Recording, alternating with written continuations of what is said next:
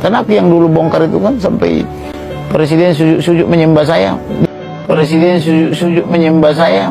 Di Indonesia satu-satunya lawyer yang pernah disembah presiden itu saya. Viral video Kamarudin Simajuntak yang ngaku jadi lawyer pertama yang disembah presiden usai bongkar praktek korupsi.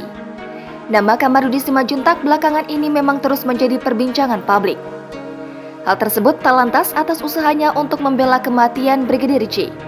Yang terbaru setelah polisi menetapkan tersangka atas kasus pembunuhan Brigadir J. Polri pun bakal memecat Irjen Pol Verdi Sambo secara tidak hormat. Namun kini ternyata Verdi Sambo mengajukan banding. Publik pun kecewa dengan tingkah Verdi Sambo yang mengajukan banding.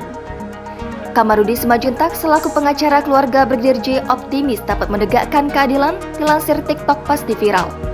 Diakui Kamarudin kalau ia sudah memenjarakan beberapa menteri Susilo Bambang Yudhoyono. Diterangkan Kamarudin Simajuntak kalau karena aksinya membuat presiden sujud padanya.